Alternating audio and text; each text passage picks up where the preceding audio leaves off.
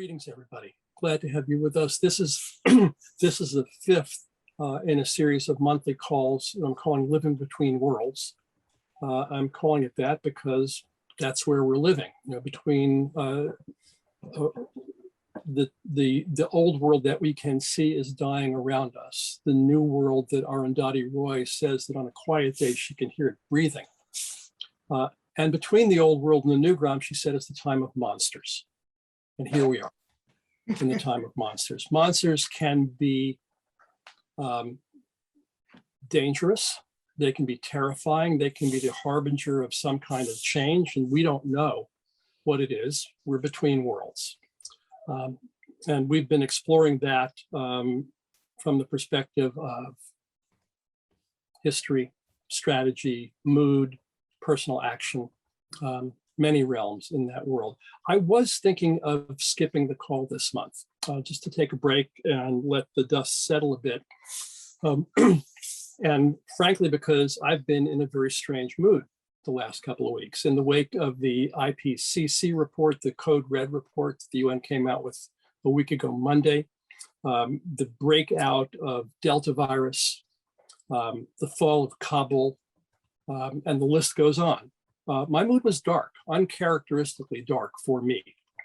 And over the course of a couple of days, it shifted from dark to dark and determined. And this morning, following another 2-hour call before this one and some of the conversations I've been in the last couple of days, and being deeply moved by the kind of creative innovation that's going on all around the planet. In every sector you can think of. My mood today is ambitious and fierce. There's work to be done. I'm girded up to do it, and I'm actually thrilled by the possibilities that are in front of us. A friend of mine called that this morning radical hope. And so that's where I am. We'll talk today about systems change, which is something that we're all of us up to. But let me first hear briefly from each of you, how are you in this moment, in this very strange and unsettling historical moment that we're in? A couple of words, just a couple of words about your mood. And please stay on mute when you're not speaking. Will help us manage the whole thing better. Alan, I've got you on screen first. Let me just ask you, what's your mood these days? Concerned and a bit confused. Okay. Who next? You can raise your hand or you can just pop in. Gil, this is Lucy. Hi, Lucy. Hi. I am so distressed. I am really, really distressed. And Got it. Thank you. Yeah. Charlie? Grieving. Okay, a good practice. Thank you. Who else? This is not obligatory, but if you just care to give us a couple of words about where you find yourself in your body, in your being, in your perspective right now. I'm feeling outrageously ambitious. Okay, thank you, Art. I'm trying to see the patterns over the long view. Yeah, it's a good time for that. Frustrated and pissed off. Frustrated and pissed off? Thank you, George. I'm actually quite energized and very bullish about the opportunities. Great. Gilad, thank you. Welcome. Deeply concerned about Afghanistan. Only that? No, lots more. That's the 4-word version. Yeah. Good. I haven't hit the news yet today. So, Alistair, I think you lost the distance award to Gilad, but hi, welcome. Yeah, I'm optimistic about my own life, but yeah, resigned, depressed about Afghanistan. Thank you. I'm surprisingly grounded and watching it all unfold and doing what I can where I am. There you go. Thank you. Yeah, I'm on the opposite end of the spectrum there. I'm feeling unmoored. Unmoored is the word for the day, or else a little bit of a holding pattern. Yeah. I've mentioned this before, but I've often been in a mood of unsettlement this summer, just like unmoored, I guess, in a way. But I've been surprised that mostly it's been unsettled and calm and curious, like some of the people have said. I know I'm unsettled. I know I'm not standing on solid ground, but I'm awake and listening and watching and looking for pattern and seeing where to move. And sometimes, some days, I'm unsettled and freaked out and immobilized. And so there's a dance going on there. For me, sounds like for some of you also. Will, thank you. Good to see you. Anybody I else? feel quite positive. Mhm. Many of the things I've been working on seem to be converging, coming together with the Yeah. general unsteadiness of the world. Yeah. So I'm going for it. Good deal. Thank you, Alan. For those of you who just joined, I'm asking just for a couple of words about your mood in the moment these days. Jane, and then Stacy, and then David. I'm feeling feisty and bullish and gravely ambitious. Gravely There's- ambitious. Interesting. Gravely ambitious. There's Interesting. life and death at stake in my ambition, both Yeah. for my own tackling my own cancer at a metabolic level, Mhm. and also at the global level of my impersonal body, trying to understand how to get in league with nature, to be in the business of commerce with nature that's creative and ecological, and out competing the business models that destroy us. What Bucky Fuller used to call the grunge. That's right. David Schoenbrunn. Welcome, David. I'm overwhelmed by what appears to be a global genocidal conspiracy. I've been researching that in depth. Okay. Thank you. Stacy. I'm with you, feeling radically hopeful, but I'm really recognizing what a great need there is going to be to help people with their emotions during this time. Okay, thank you, Stacy. Felix, then Brad, then Michael. And then, I guess I thought about how people make fun of that light at the end of the tunnel, but Yeah. we actually have to see that light, and I'm realizing that that what the world needs most of all is hope that we can actually build a better world. Hope is good. I'm a fan of courage also, because we need a boatload of that right now. Brad, Warren. Well, Felix just reminded me, hopefully that light at the end of the tunnel is not a train coming right at you. That's always the question. On the global level, very sad. And on a personal level, ecstatically happy. Okay, thank you. Michael Savant, welcome. Good to see you. Nice to see you. Gil, as you know, I tend to be a very upbeat, optimistic person. And in my personal experiences, I have found that when I get down, it's often a precursor of change coming in. And I've been feeling down. And so, you know, I'm expecting positive things to be showing up on the horizon very shortly. Thank you. Okay, let's see. Anybody else? Okay. Yeah, this is Matt Mohan. I feel scared, but very optimistic. Okay, interesting combination, though. Yeah. So I'm Doug, please. Yeah, it's like riding a bicycle. Don't stop. Yeah. That seems to me to be what we need to keep doing. Yeah. Need the momentum, and we really need the gyroscopic effect, which doesn't just affect whether we tip over on the bike or not. It affects our mood and our bearing in this moment. You know, it's a crazy time. This is, you know, we're living through history. People are going to look back and write about this 200 years from now as a crazy interval in the human experience, if people are still doing that 200 years from now. A transition point. Well, it would be nice if it was that clean. I don't know that it will be. You know, and it's a mix. You know, it's a mix between Buckminster Fuller, who I often quote, he was an informative mentor for me and Jane, said it's it's a choice between utopia or oblivion. It's really close. It could be touch and go. That's why I do what I do, he said. And I suspect that's why we all do what we do.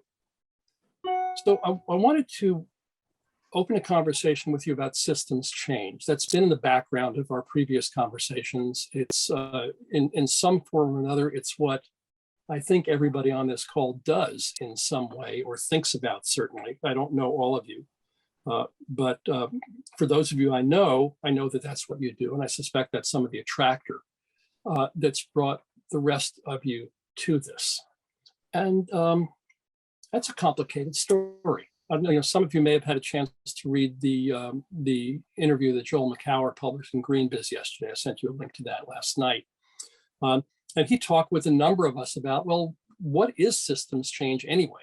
And how do we think about it? And it was an interesting kind of article because he did not come up with any clear answers. He was wandering and wondering and talking with people, and that would raise more questions and more questions.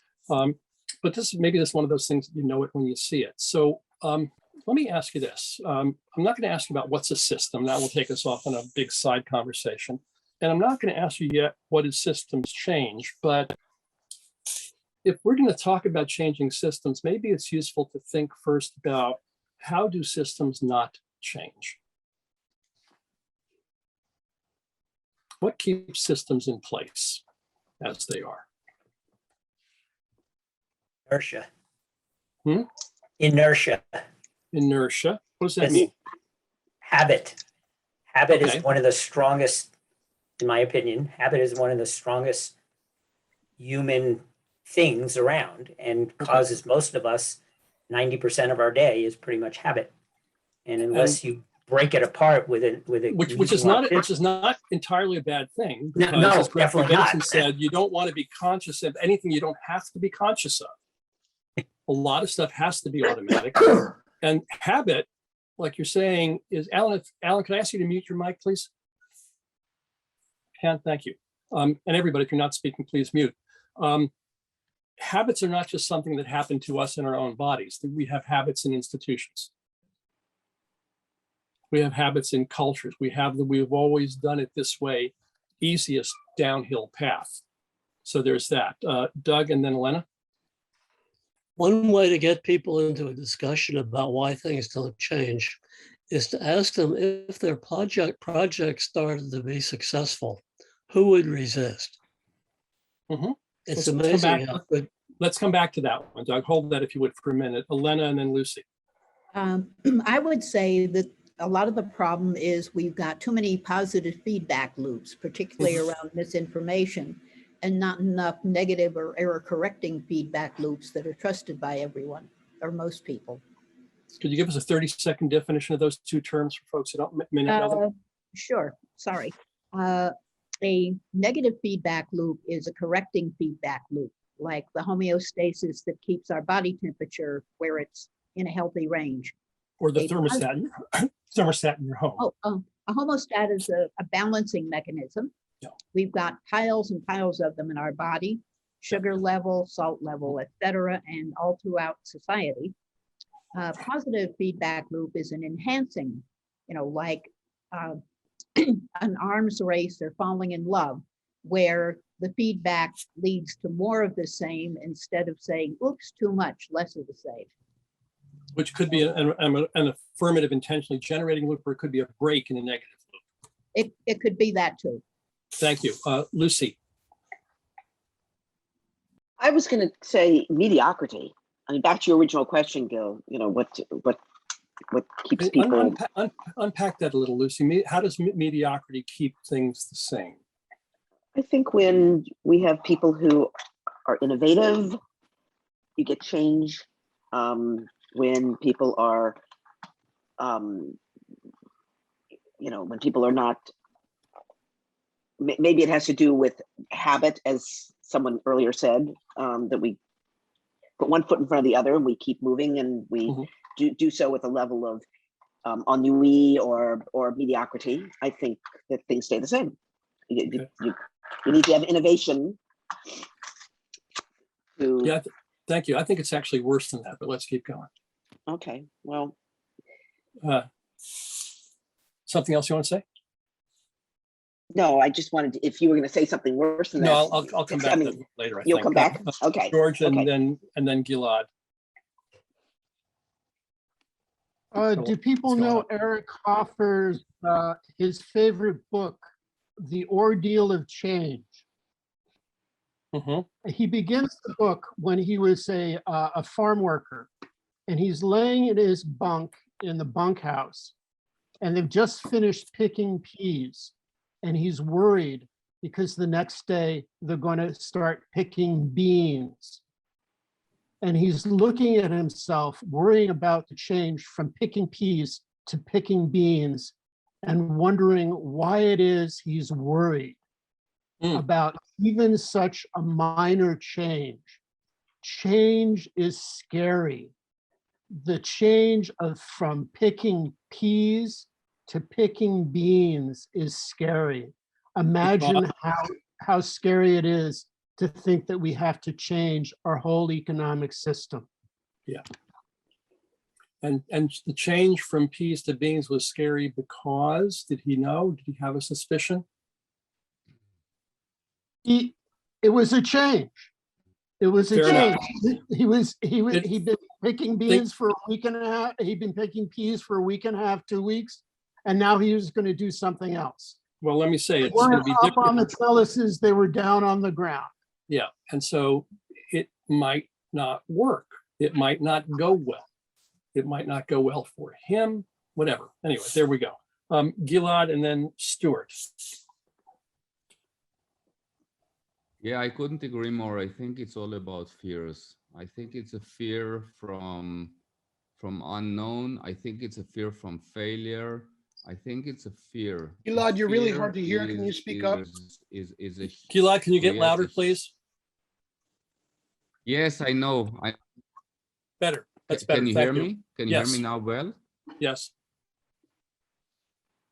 Yes. Go ahead. Yes, I don't have the best coverage. I'm saying that it's all about fear. It's all about fear of change. And I couldn't agree more. Okay. I think that the majority of us are simply afraid of the unknown, afraid of a change, and therefore systems resist the change because we don't know what would come. There's something else that's maybe an analog of fear. I don't know if it's different or an analog of fear called resignation, which is there's nothing that can be done. Nothing could possibly be different. It's always been this way. There's nothing I could do about it. And there's kind of a surrender to the inevitability of what has been. There's maybe fear woven into that, but not necessarily. So thank you. Let me go to Stuart, and I've got a bunch of other hands coming up. Yeah, go ahead, Gilad. If I just may, I think that all what you said are translation of the fear. So people are thinking, instead of thinking about what is it that this the change? What is it that which is, I believe, is the fear? Yeah. Different. We're losing you on audio, Gilad. Speaking about yeah, we're losing your audio.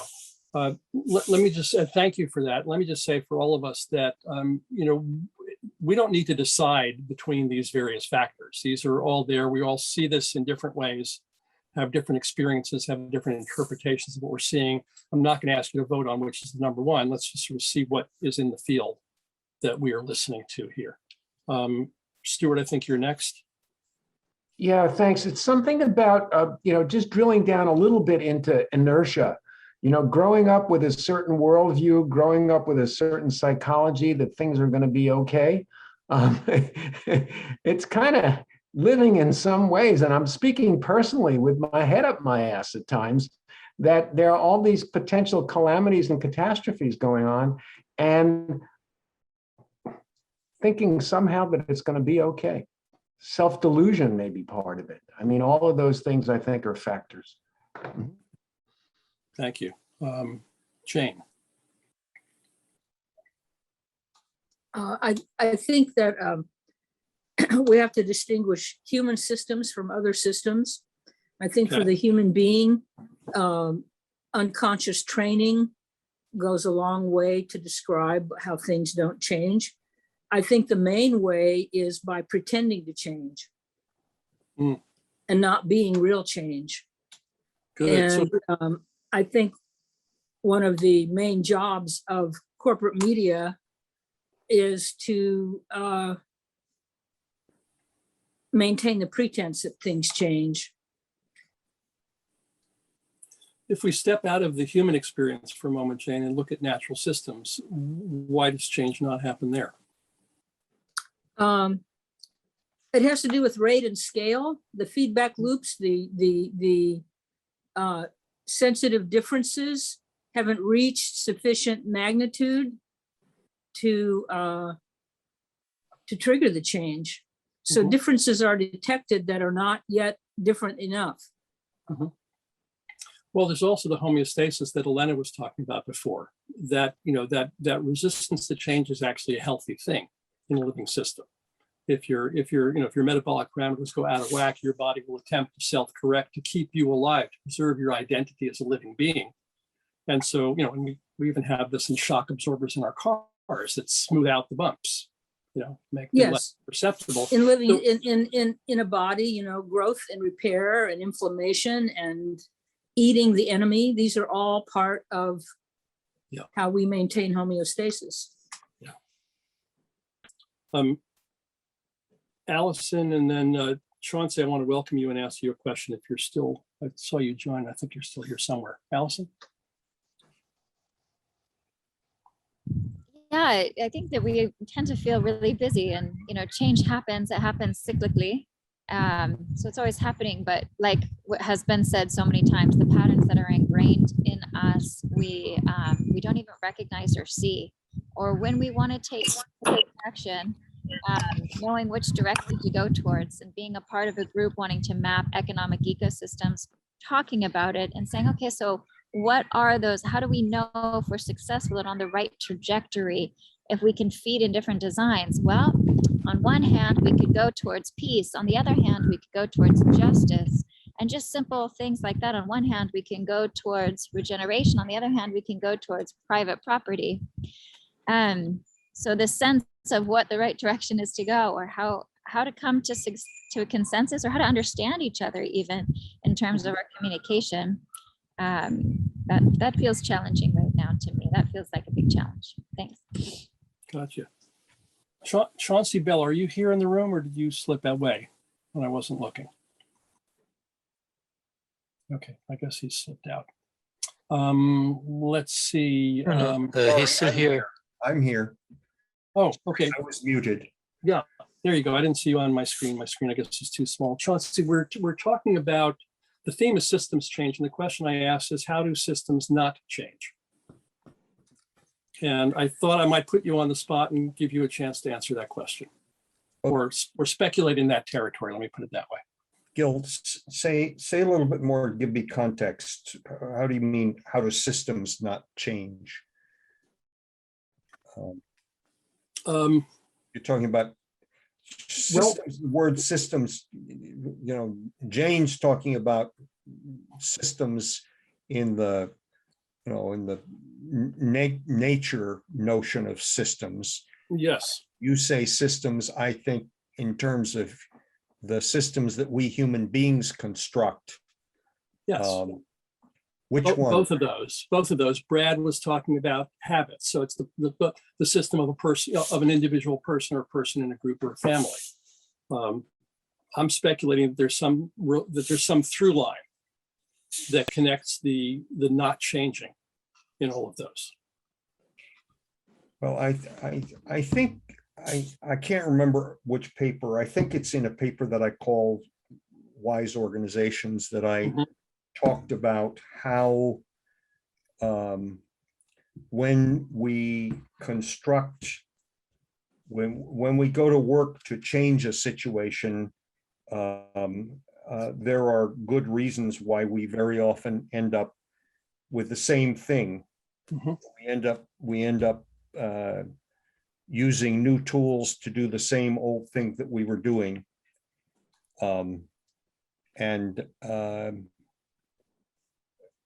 think that there are powerful habitual ways of interacting with each other that frequently produce us ending up doing exactly the same thing that we were doing. My friend Werner Erhard used to say that people go to the mountains and take their flippers and snorkels because they were most recently going to the beach, and so I'm going on vacation, so I take my flippers and snorkel because out of habit, which is one piece of the puzzle.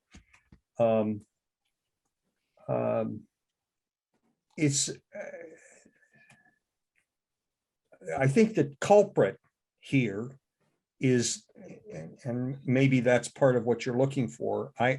There is a culprit. The culprit is language, because we think that words mean things, and we are oblivious to the invisibility, to the way in which everything that we speak about in our language with each other is invisible, except for the narratives that we have in the background that we don't pay attention to. So that was what I was going after when I asked you, what do you mean systems? Because the word system is a word, but it doesn't connect to a thing or a phenomenon. It's just a word. And I love the work that well, hell, what is his name? Just a second. I love the work that Merleau-Ponty does. He has a book called The Visible and the Invisible, in which he says, in some moments, he says in the book, it's really a miracle that we ever have real conversations with each other. When you look closely at the fact that what I'm saying is going to be, the words that I'm using and what I'm pointing to is going to be invisible to everyone who's listening to me, unless we open up and examine the narratives that I'm living in as I'm talking to you. And he concludes, it's a miracle that we ever have real conversations with each other. Because this is all invisible stuff, and we depend upon these narratives that we have in the background, and we trust what the hell does he call it? He has a wonderful phrase. He calls it the perceptual faith. The perceptual faith. It's that we trust that what we see is something, and that by seeing it, other people are going to see it, and they're going to see the same thing, and we are confident that as we talk about what we see, we're having a good conversation. And it's worse than that, because not only is what you're saying and what's given rise to what you're saying invisible to me, and I'm making leaps of faith that we're having a conversation here, my own listening is invisible to me. That's right. Right. So, and yet somehow we manage to have some semblance of communication and coordination with each other. To your question about system, when pretty much whenever I say that, maybe this is inside baseball, I'm speaking about the living system of Jane's body, the living system of Klaus's forest, the living system, the system of your company, the system of our political economic game, bunches of things interacting in some kind of way where there seems to be discernible patterns and interactions. And my speculation is that there's interesting correspondence across those very different kinds of assemblies of things that can inform each other. That's one of the backgrounds that I'm bringing into this conversation, for better or for worse. Well, it could be what you remind me of, and I'm hesitating to report it just for a second. I think I'm going to report it. So when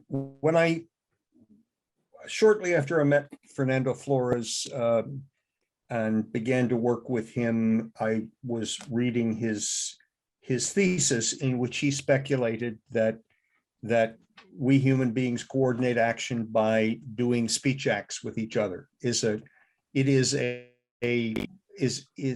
systematic behavior that can be found in all languages and across all populations. We make requests, we make promises, we ask questions. There are half a dozen types of language actions that we always do, that we all do. And this guy, John Austin in England, he discovered it and wrote about it originally, or he was one of the first people to write about it systematically, to use the word again. And so Flores, I became involved in building a tool to help people in organizations coordinate action with each other more systematically, that we called the coordinator. And one of the things that was fascinating was we began to do that is that out of the bowels of Silicon Valley came a group of people who were horrified at what we were doing and who called us fascists and Nazis. I remember that. For attempting to control the way that people were communicating with each other. How dare we tell people that they should make a request or an offer at a particular moment in time? How audacious, how outrageous that we should do it. And they were successful. Basically, they and others who joined them killed what we were doing. Now, interestingly, Chauncey, my reaction to the same thing at the same time was that this technology was enormously liberating. Yeah, me too. It gave me freedom and effectiveness and power and much more capability of coordinating effectively with people for the goods that we were trying to do. And I heard the same chatter. So isn't that fascinating? Yeah, well, and right. So it's an example of how change gets stopped. Yeah. Or systems. Anyway, I don't know what it's an example of. Thank you for that. I want to bring in some other people here, but let me say something in a moment. Thank you very much for that, because that figures into the larger story here. Good. Again, I'm asserting, or I guess speculating, that there are learnings, insights available to us from across these supposedly different kinds of systems. And in this one, for example, the homeostasis and coordination mechanisms are not in language, or at least not language as we understand it. Something is going on that maybe it has analogs, maybe not. This system changes by changing and by not changing.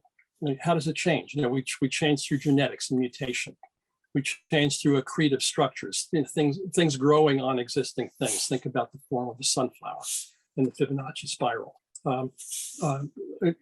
Environmental systems change through environmental perturbation, through evolution, through predatory pressure.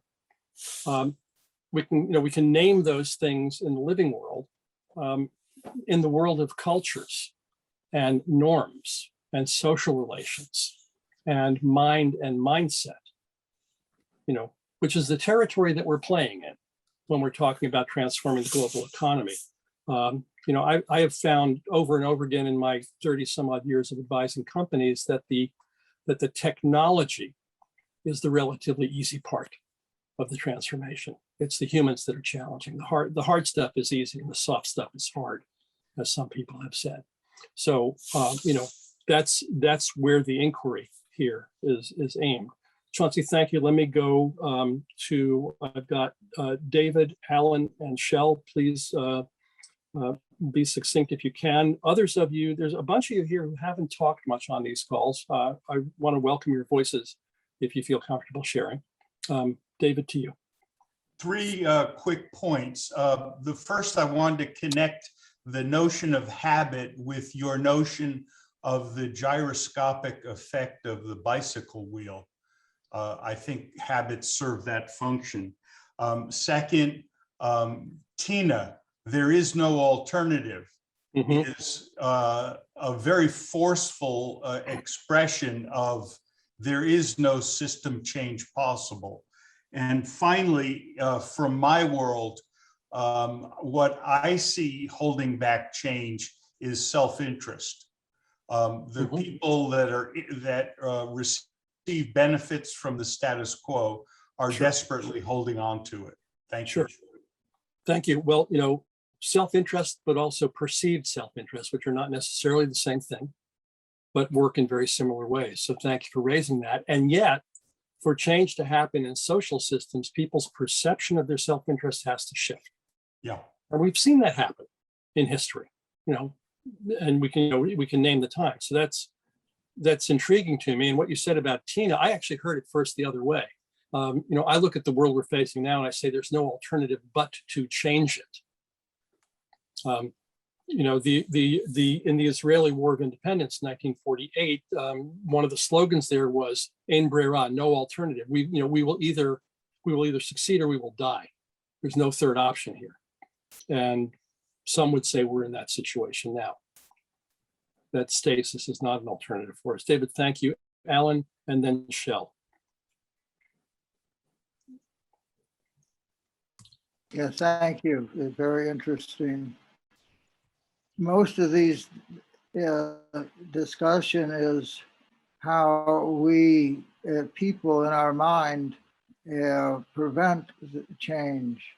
But I would like to, when we demonstrated against the war in Vietnam, Paul Potter said the important thing is to name the system. And it's not dealing with the general system of which society I was in since the mid-50s, but the particular system. And the system we are in is a system of domination, hierarchy, imposition, command, impunity, and ultimately violence. And extraction. Extraction, yes. Drawing out more than is in natural balance. And we are seeking a different system based on healing from this time, caring, sharing, helping, cooperation, mutual aid, and recognizing we are in a situation where survival is the question. We cannot simply continue in the same way. But we are up against ultimately violence of the system maintaining itself, which has gotten itself into this place by war, by deceit and various criminalities, or the concurrent consensus on which America itself was formed back in its beginning, that everybody gets along to get along. So we're dealing with a war system, not with system in general, and ultimately it defends itself by the threat of violence. So that is just a factor in this. Yeah, and modern capitalism is built on violence. We can, you know, from slavery to colonization to other dimensions to the enclosure acts of the 18th century. I'm intrigued, though, Alan, by what you're saying, that in the face of a system of violence, as you're asserting, the core actions you described were linguistic. To take a note from from Chauncey's conversation, calling things what they are, I think is the way you put it, or naming them in a way that evokes something in the people that we're speaking with, the people that are hearing those words. They have their listening of what those mean, but it evokes something perhaps different than resignation. Perhaps different than this is how it is, how it's always been, what it always will be. There's something else that opens up there. Let me go on to Shell, and thank you very much for that. Okay, I've got 2 points. One, going back to Gilad and a bunch of people earlier, much earlier in this call about what barriers to change. One that I didn't notice anybody mentioning was institutional built-in resistance. Perhaps particularly dramatic example is the Iranian constitution, the post-1979 document that basically says we are always going to have an Islamic state, and has a number of other conditions that make change very difficult on a legal level without throwing away the Constitution.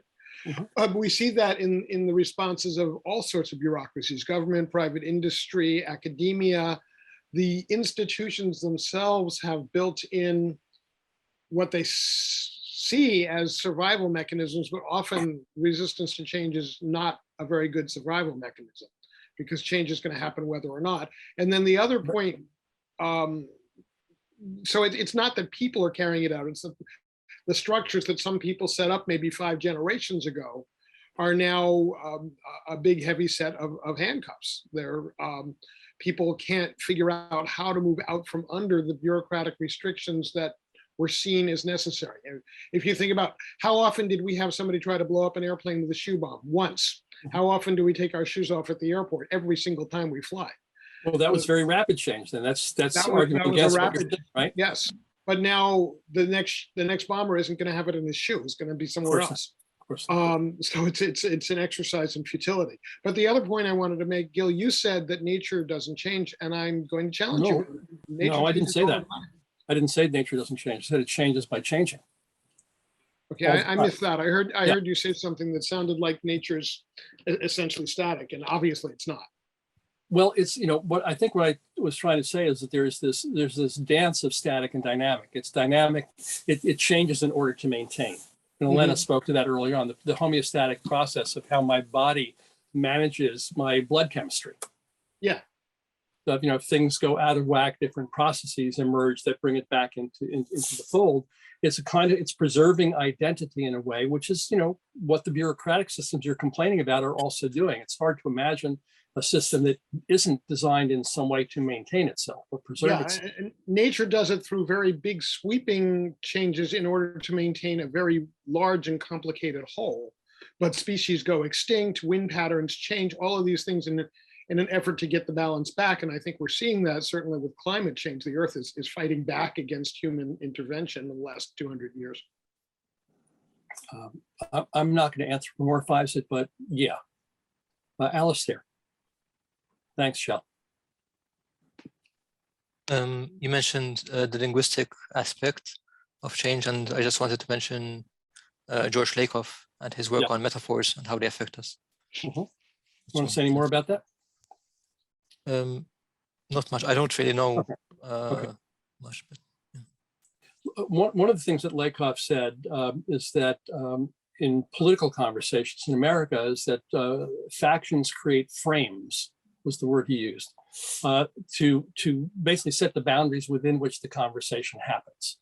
And the frames generate new norms. And so, Ronald Reagan in the 1980s came along and said that the government is the enemy. Whereas before, in Franklin Delano Roosevelt's era in the 1930s and 40s, government was the common enterprise of the nation to lift itself out of a depression together. Completely different frame of how to think about government. And if you look at the political dialogue in this country, it's too nice a word to use for it, over the past several decades, that has become kind of a background norm. Even people on the more progressive side of the political spectrum bow to that norm because a frame was successfully set. And it's Lakoff would argue that it's something that the Republicans in this country have done much more successfully than the Democrats. They just don't have the same kind of grasp of language in the political arena. Alistair, thank you for bringing that up. Elena and Jane, I don't know if your hand is up actively or from before. So after Elena, we'll come back to you. I'd like to mention after Lakoff that George Kelly's personal construct theory is a way of dealing with situations where people are using the same words to mean different things. And his repertory grid technique asks people to nominate elements that they're concerned with and then to look at the constructions that they're putting on those elements. And the technique asks people to take 3 of the elements, compare them, and talk about the distinction that separates 2 from the 3rd. And that is a very powerful way of getting at what people are meaning and how the way that they construct the world differs, where it may or may not be as incompatible as they think. And it's certainly, go ahead. I'm going to ask just a clarification, Elena. What do you mean by the constructions they put on the elements? What does that mean? Well, to take it from where he began, which was as a traveling psychologist in Depression era of Kansas, is he observed that people in the same circumstances were reacting very differently. And his way of finding out how that was so was to note that the way people construed their experiences differed. So if they construed their experiences as, this is a hard time and we have to get through it, then those people didn't have as much of a problem dealing with the day-to-day hardships as the people who felt that this was God telling them they were a failure, or that there was nothing that they could do, or any number of other sort of self-defeating constructions. Yeah, thank you for that. Okay, keep going. Sorry for the interrupt. And that it seems to me that right now we're having a lot of problem because people are using the same words to mean very different things. And other people, I think with a very opportunistic aim, are using those terms to basically rile people up about extraneous distractions. And they're focusing people's fear and uncertainty on the fact that there are differences about whether or not people want to wear masks when they are inside in a store or a school or whatever. But that is really an absurd distraction in terms of dealing with the actual way that we need to operate to defeat the pandemic. And I think that it's just so relatively easy to mislead people when they're frightened. They go right back to the reptile brain, and they're not as clever as they are when they're not frightened. And it's a very cynical way, I think, to try to influence public opinion. It is, but here we are. Yeah. I mean, the bad news, and this echoes something that Chauncey said earlier, is that we interpret our experience all the time. We can't not do that. It's not like it's hard out there. It's hard in here because I say that it is. And somebody facing the same circumstance may say, oh no, that's exciting, right? So we live in that realm of interpretation that we maybe have some ability to witness and notice and question ourselves. Is that the best interpretation for me right now? Is that the one that I want to live with? The good news in the story is that, and there's lots of experience on this, of the possibility of guiding people past their interpretations to find very common concerns across very diverse groups of people. Bill Reed has done this around community development. Joan Blades with the Living Room Project, bringing together right-wing and left-wing Americans in their living rooms to be social and talk. And people find often in these processes very common cares. There are concerns that people care about, very different interpretations about what they mean, where they came from, what to do about that. But just the fact of getting people to look around the room and say, yeah, we agree about maybe this tiny sliver of things, even if we disagree about these others, what can we do with that? And this is, critically important in political coalitions where you need the votes of somebody who you may not like or agree with on some issues to get support for other issues. And there's that political horse trading that is very problematic in certain ways, but there it is. So thank you for that. And Brad, yeah, Search for Common Ground has been doing that for decades internationally in Northern Ireland during the Troubles with Israel, Palestine, other conflict regions in the world, of finding a way to bring people together across differences. And in the language that I would use is to find shared concerns and some common basis to coordinate action together. Jane, and then Heather, and then I want to shift us a little bit. Okay. I think the misuse of language often constitutes emotional abuse. And I think that the political misuse of language is a particularly brutalization in our culture. And Gregory Bateson was famous for describing the double bind theory of communication.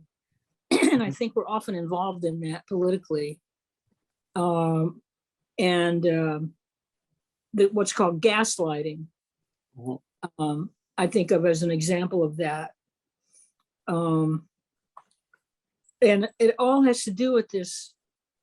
We're constantly in competition models of reality, and we need to shift to cooperative models, as Alan alluded to. We've put our economies in conflict and competition with nature itself, which is the mother of all economies and commerce. And this is completely insane. And we're having to abuse language in order to adjust people to this insanity, to get them to accept it. So if we stop buying what they're selling, we might shift our economies politically as well. Mm-hmm. Thank you. Heather. So 10 years ago, I was on the design team for Living Room Conversations project and did 4 of the 6 test drives. The first 2 of which were in Grand Junction, Colorado on the West Slope in the oil and gas fields. And I was working for an environmental organization and invited invited some Republicans to our test drive. And the big takeaway in my first 4 test drive conversations of the Living Room Conversation Project was a moment when someone who had different political points of view looked at me with tears in her eyes and said, "Oh my God, Heather, I don't feel it the way you feel it. I get it. That your experience in this world is that it's breaking your heart. And I don't feel it that way." So what you said, Gil, about how we interpret things, how our lived felt experience is very different too. And the Living Room Conversations project in its early days, I don't know how it's working now, but in its early days, it really opened up a space for compassion for people to go, "Oh my God, I had no idea you felt that way." It was a beautiful thing. I hope it still is. I think it still is. Related to that, Heather, there was an article that came across my screen in the last week. The headline was about masking and vaxxing, and and the anger that those who support those strategies have against the folks who don't, and actually probably vice versa. Like a number of other people, he said, you're not going to win this with anger. You're not going to win this with logic. And what he called for was empathy and curiosity. I get that you're really upset about this thing. Can you tell me why do you feel that way? Not trying to convince, but trying to listen in a very open way that allowed someone space. George and I have been sort of wrestling on the side this morning about an alleged quote from Mahatma Gandhi. I'm not sure if it's really from him or not, but the alleged quote was that all persuasion is violence. And whether he said it or not, I find it a very interesting provocation because, I spend a bunch of my life trying to convince people to do things that they maybe don't want to do or maybe don't see the opportunity of doing. I think of it as being a gift to them to open their eyes to something that I see as cool and profitable and so forth. But is that a viable approach versus going in and saying, "Glad to be here. What do you care about? What's bugging you? What's given rise to this in you?" And actually learning from, quote, adversaries. So in that regard, I'm working on, as always, since you've known me, Gil, local food work. And we're doing a film project now in very conservative Republican Clark County, where we're trying to shift the mindset and awake people up to food system inequities and blah, blah, blah. And the creative team that we're working with, after listening to us activists, leaned back and said, well, if we've learned anything is that the best way to attract people to your cause is with affection. And so we are creating a love letter from the land for our community as a way of inviting people to a shift in their systems thinking around food and food systems and food sovereignty. Very nice.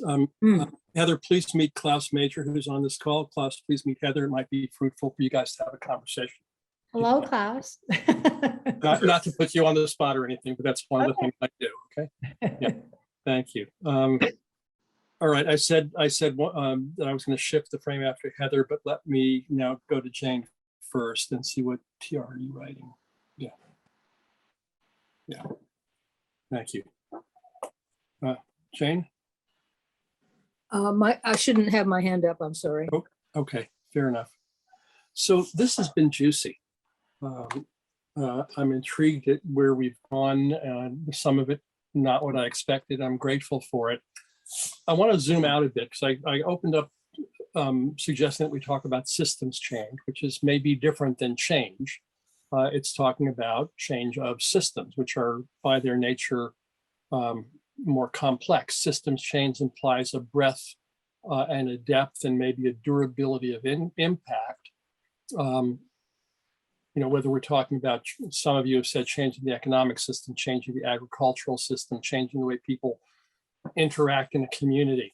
You know, it implies a reset of the norms and the things we take for granted. As Reagan, for example, successfully did, as Chauncey spoke to before. Let's talk about that for a bit. How is that similar or different? You know, for me, so I'm struggling right now with changing a habit called my bedtime, and you know, committed to being asleep by 10 o'clock every night, even though I like to stay up late and listen to music or whatever. So that's me, a simple system compared to a global economic system or a techno, you know, industrial agricultural complex. What's similar? What's different? I mean, I'll start us with one thing. We're very clear at the beginning of that game that you don't get to do just one thing. You know, you don't move a complex system with a single intervention. It's a web of interventions at different scales, at different levels, I suspect. So what does that provoke for you? I mean, those of you who are ecologists or environmentalists in some way, remember the John Muir quote that, you know, I find that everything in the universe is hitched to everything else. Barry Commoner, in his 4 laws of ecology, one of the laws was you can never do only one thing, because everything is interconnected to everything else. Sri Nasrigadata Maharaj said that causes are numberless. The cause of anything is everything. You know, all the causes contribute to all the effects, and trying to tease it apart into billiard balls is doomed to failure. Knowing those things, which we all know in varying degrees, how do we think about systems change? How do we think about moving the big, powerful, deeply rooted, taken for granted systems that contribute to the world that Alan Haber decried at the start of the call?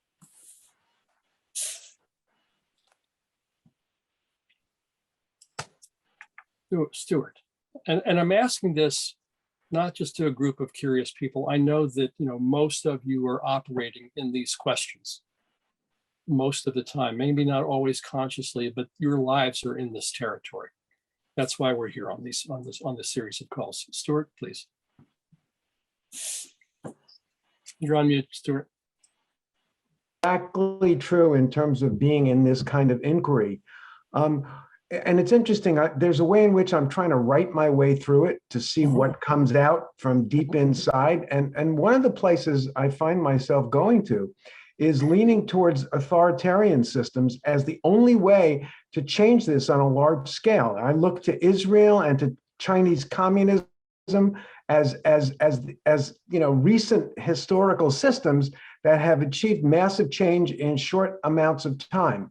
Because it seems to me that the democratic process is just not going to work. And I'll throw that out for, you know, as an opening for a discussion, you know, because sometimes I listen on a call like this and I say, we're moving deck chairs around the Titanic and the ship is going down. Well, I hope you wind up with the right autocrat in charge, Stuart. Well, that's what's posited, obviously. So, I mean, thank you for that, and I want to hang that one up in the parking lot. It's an interesting conversation. Let's not focus on that democracy versus autocracy choice right now, right? Because there's some stuff in motion here, and I also want to allow some time for Felix to talk with you about a systems change project that's pretty interesting. Great. Well, Stuart, thank you. David Grossoff, welcome. Thank you. You're on. Yes. Well, I just want to push back on the everything's connected to everything else, and it's all very, very complicated. I think one reason a lot of us are here is out of concern for climate change, whose the confidence in which is a result of reductionist program in modeling an extremely complicated system on which it is very hard to do experiments, namely all these climate models. Yep. And so there are no systems where there aren't some points that are a lot more sensitive to others, and systems in general that humans and societies develop are subject to change, not just to environmental shocks, but a lot of other variables. So I just want to sort of push back on the kind of obscurantist fuzz that might adhere to statements that everything is connected to everything. I just want to sort of, I have to wave the flag as a experimental scientist that every system, you know, every model is not the territory, but we can really learn a lot, and I have a lot of confidence in that, notwithstanding, you know, the Robert McNamara's of the world. Good deal. And I love being busted for obscurantist fuzz. I've been busted by obscurantist fuzz. That's a different thing. So I talk about the complexity not to imply there's nothing that we can do, but to suggest that the obvious simple points of action may not be sufficient to make the moves we want to have happen, or may generate other effects that we're not too happy about. So being able to have some grasp of the shape and the dynamics of the system. And as we talked about last column, so I can get this brought up right now.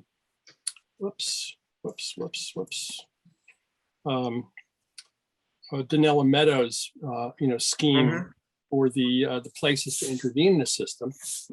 Oops, we don't have that working, but most of you know that, which is a kind of a charmingly mechanistic view of a holistic system strategy. And people take that and assume that she meant you got to always work at the highest leverage stuff, and that's not what she meant. She meant that's important, and you need to be doing things at every level of the system. Somebody said at the top of the call, I'm doing what I can where I am. Given what you know, what you're in contact with, what your capacities are, but understanding the dynamics and the interrelationships and the interconnectivities is a powerful approach in my experience.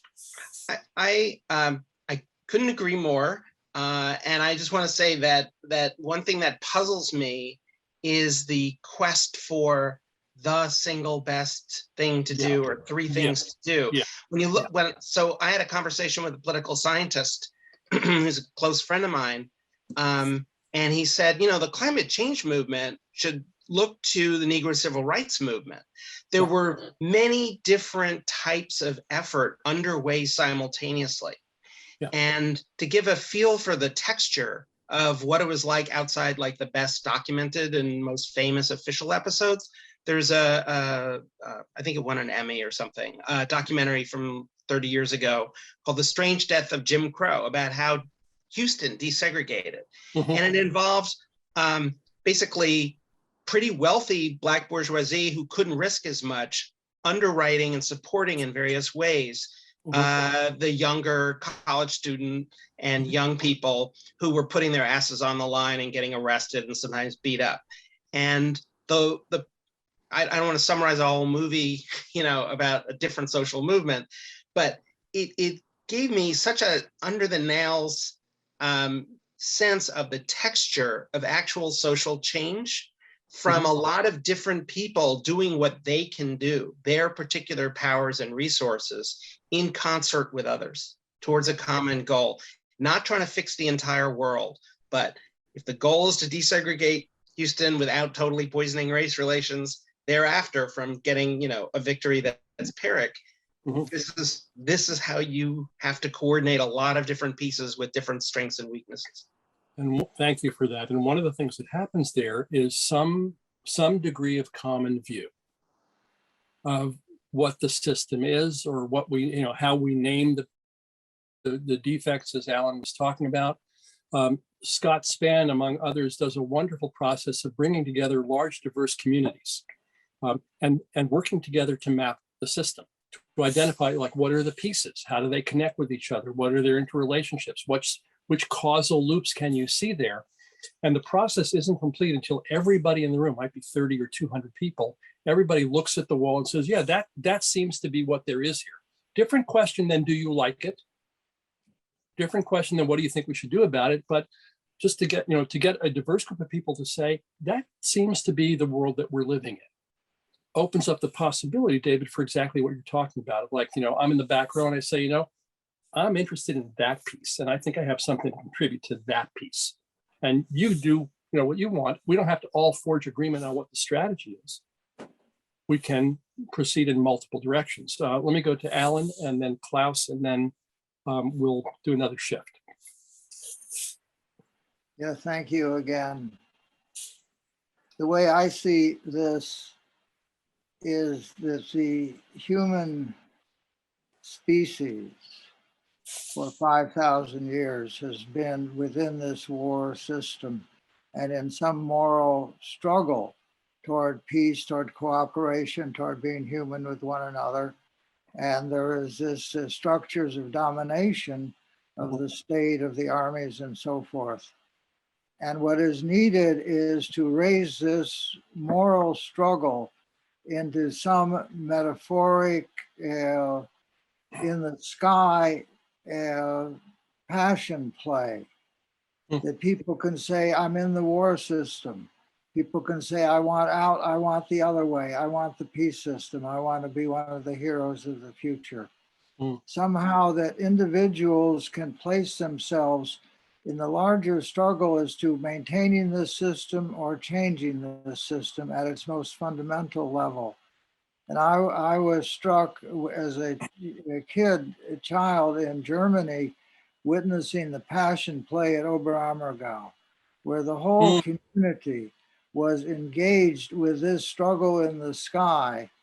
And it seemed to me in some way that that's what we are in, and that the human species has to begin to see how do we identify ourselves and begin to take sides in sticking it, in keeping it, or in changing it. From the war system, total domination, as the Pentagon says, to the peace system of full spectrum cooperation.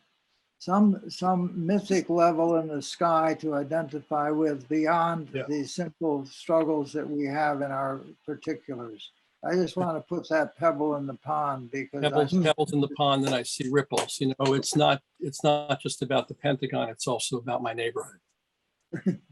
Yes. Same thing. Klaus, and then Jan, and then I'm going to shift us. Yeah, maybe a different perspective here. I've been following Otto Scharmer's theory U at MIT for some time, and I think it's an amazing social systems change management program focused on social systems change. And one of the core principles is that a system needs to see itself. So you can't change something you don't understand.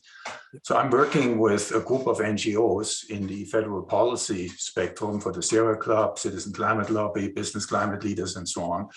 And I'm astounded at the lack of information that policymakers have to really understand the impact of their decisions at ground level. There are some astonishing ideas floating in Congress now amongst business leaders, amongst the investment community, completely divorced from what is actually happening inside of communities. So for example, Heather is working now on a community level, community-based food system. And so you can see how separated you are from your own environment, from your soil, from your biodiversity, from your water security inside your own community. And I think so that's what we're doing, right? We want to bring a spotlight onto ground up, bottom up issues that are impacting community by community, because each community maybe united in many ways, but each community is dealing with unique socioeconomic conditions. They have unique soil, they have unique climate, they have unique access to water. So they need to customize around what they are facing here. And I think if we just go practical, not that, I mean, all this angst around how do people change and so on, people will change when they see a reason to change and when it becomes personal. And so to assist communities, to create a snapshot of this is what is happening here. This is how we are organized. Here are opportunities and challenges that we're facing. Here we can reach out to resources to assist us and then share that, on the way up with your local member of Congress, with your local senator, with your city council, and so on. That's really what it takes. That's what grassroots engagement, in my mind, really is all about. With the localized interpretations and experience, but a common frame that's shared across many different communities around the world. It's that dance is part of the story. Klaus, thank you very much. Jan, we'll go to you, and then I'm going to shift over to Felix in just a moment. So I just really enjoy the breadth of exploration and so forth here. I just wanted to pick up, I was thinking about Scott as well, Scott Spann, and my work recently has really focused on giving people an experience that causes them to question their worldview. And I find that this is the most powerful thing that I can do is I take people through collaboratively designed experiences that in the experience, people go, wait a minute, I thought it was this way. Yeah. It's actually this way or that way. Yeah. And actually causing people to question that perceptual faith in the moment without saying you're stupid or you're seeing it wrong or whatever other things you can say declaratively, but actually taking people through an experience of experiencing reality.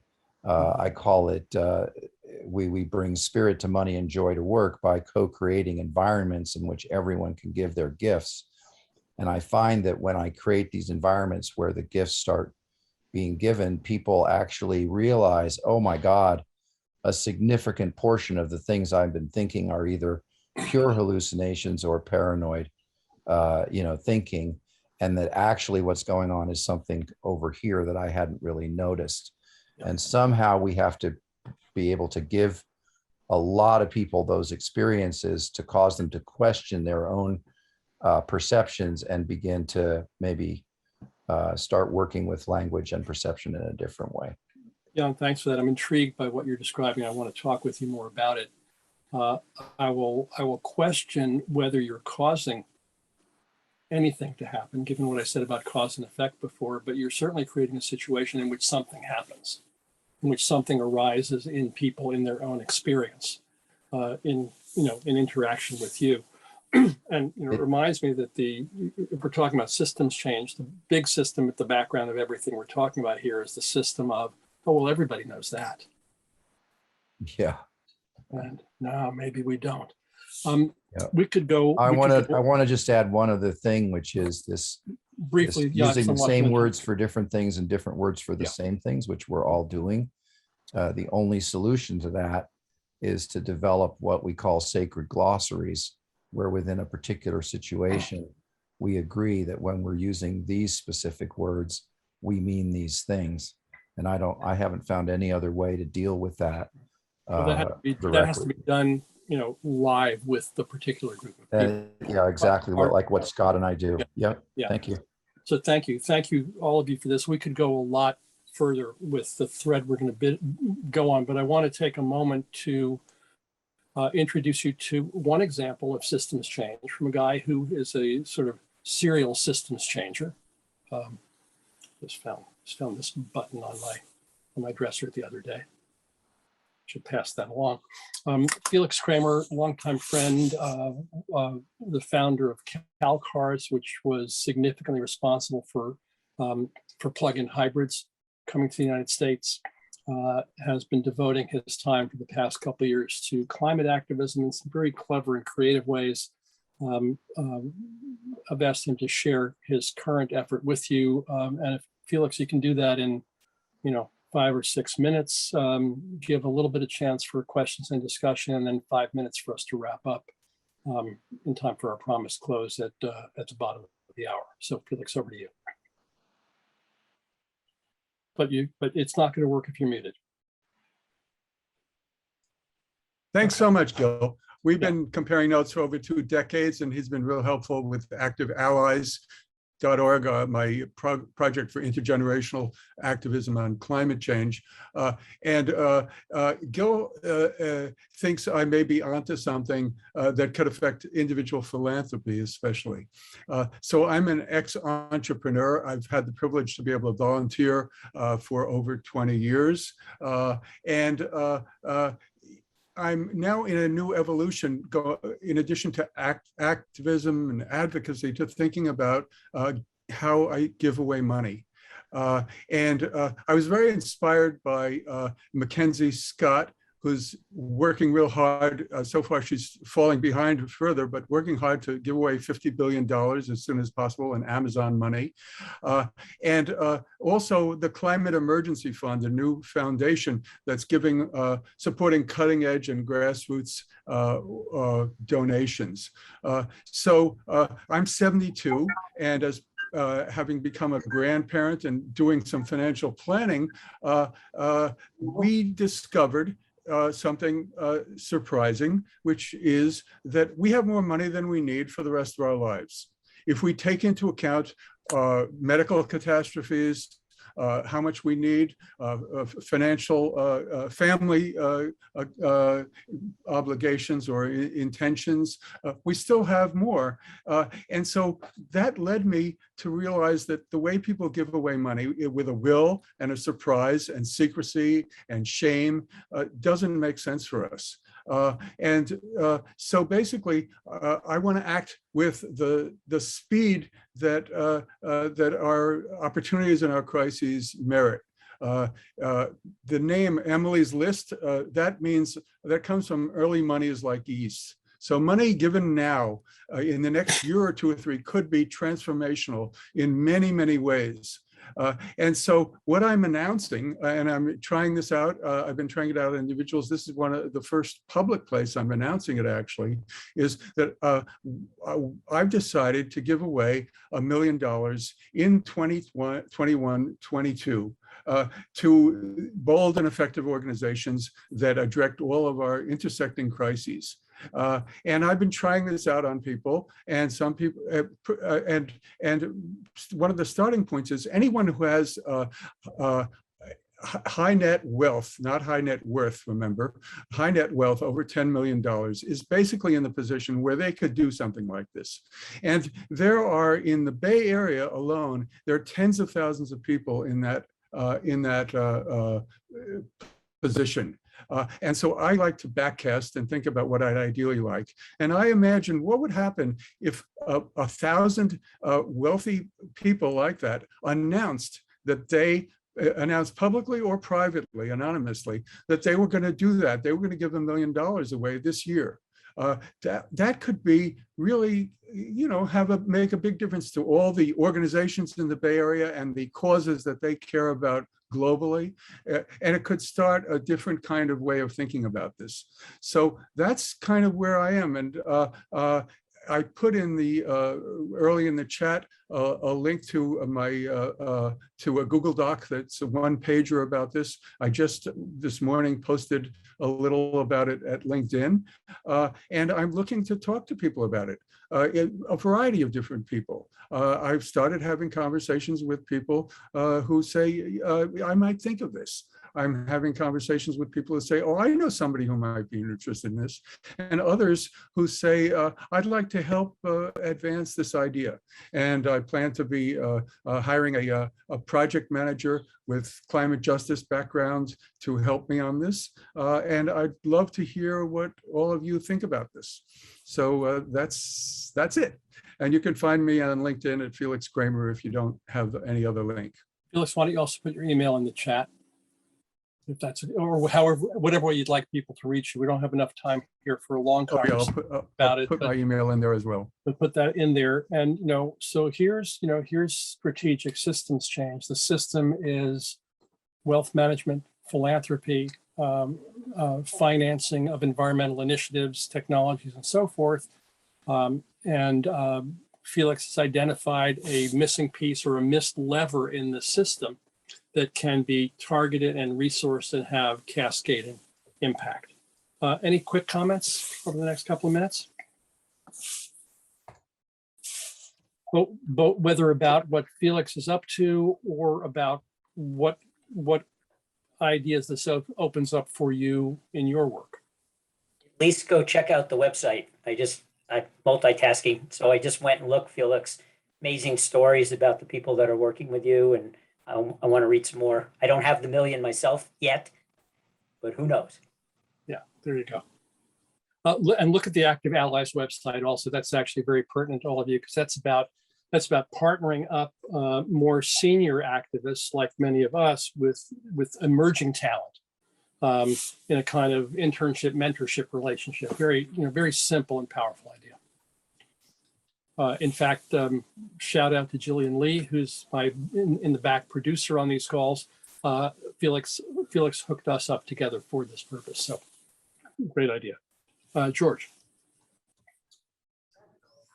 Unmute, please. Yeah. Money is good, but my observation is that money has a tendency to freeze things. What Gil was talking about in terms of the mentorship and the relationships, I think are almost always more important than the money, even though money is necessary in this world. So I would watch out for those two things: how money freezes things and the primacy of the relationships. And one thing that Bezos's ex-wife is doing, which is really interesting, is that she's doing her giving alone with her new husband. And she's giving organizations rent, phone, the basics, which most foundations never will do. not fund. Yeah, they never fund operating costs. Thank you for that. I will agree with you and stipulate that money is dangerous, but I also think it's part of the mix. And the question is, how do we do the money thing in a way that's different and that doesn't freeze? Because we've got to play there too. Chris, Jan, Gil. Oh my, we got a lot of hands up. Please. So we're going to go over. People, if you need to leave, please just leave. No harm with that. But let me ask the next 5 of you to keep it brief if you can, and let's see where we go. Chris Yulan, it's nice to see you here. Welcome. Nice to see you, Gil. I'm up in Marin County and active in Project Marin Drawdown, which is Marin County's cap and borrowing from Paul Hawkins' seminal work on solutions around climate change. So we're undergoing a number of shovel-ready projects. Many of them are unfunded. At the same time, the county is putting together its first economic development plan in its history, and it hasn't had a particular stellar history of having coordinated efforts. So what I'm trying to do, and having inclusion. Right. So that county, yeah. So what I would love help on through the chat or just contacts in a phone call would be, how do you combine those two? That is, you have a goal on the part of the community and the part of the supervisors and mayors to contribute to lowering of emissions. We also want to create jobs, the right kind of jobs, and the right kind of young companies that are scalable. So how do you combine those two groups and those two efforts so that our economic development plan includes innovation around climate? Please put your, and low carbon. Contact information in the chat so people can reach you if you have anything to contribute or share with Chris. I'd like to talk with you. We did Berkeley's economic development plan in the early 1990s, which was one of the first environmental economy Mhm. plans. Notably, not only did it get adopted 9-0 by a 5-4 city council, but it got the governor's award for economic development in the state from a Republican governor Mhm. or crazy left Berkeley. Thank you for that. Thank you for everybody. There's a lot more to be said here. We'll continue next month, third Wednesday of every month at noon Pacific time. Please come back, register. You can register for the whole series for the rest of the year. Please help expand the diversity of these conversations by bringing in one other person with you who is not like you and not like me and looks different than what the screen we have here perhaps, to broaden that conversation. And let me just say by way of closing, we've been talking about system change. There was kind of an implied contact between systems change and other kind of more tactical change. But I would suggest that maybe all change is systems change, because you can't do just one thing, and because everything is connected to everything else. So maybe all change is systems change. It's just that some of it is more skillful than others. And some of it is better for our concerns, the things that we deeply care about, than others. And so for me, the starting point is two things. One is that kind of common mapping. We talked about Scott Spann's work. Jan talked about the glossary. Alan talked about what we name things. So building some kind of common frame of reference, and Heather beautifully talked about how living room dialogues brought people to some recognition, not necessarily agreement, but some recognition of each other's experience, opening up the door for empathy and curiosity to invent something different. And with that, some sense of what the common concerns are can maybe open the door to a commitment to the common good, whatever that might be. I mentioned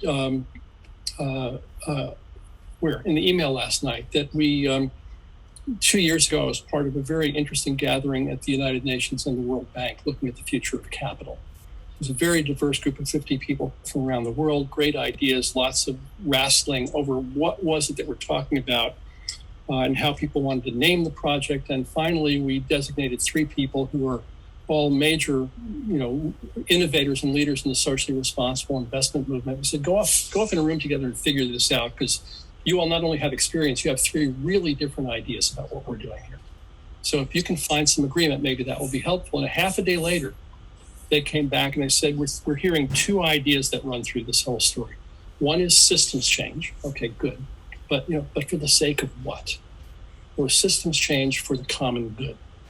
And all around the room, everybody just like eyes popped open and people said, yeah, that's what we're talking about. And that led to an engagement with 60 of the largest asset managers in the world speaking about money. And that's what is happening in many of the initiatives that you have all been talking about in the course of this call. So maybe all change is systems change, and hopefully we get good at it. Thank you all for being here. Save the chat if you want it. Use the three dots at the bottom of your screen to grab that. I'm not going to be sending out the chat. We will post the video to my YouTube channel, either by the end of this week or by early next week. You'll also find there the videos of all of our prior calls, so have a look at that. And thank you all for what you do, and thank you for being here today.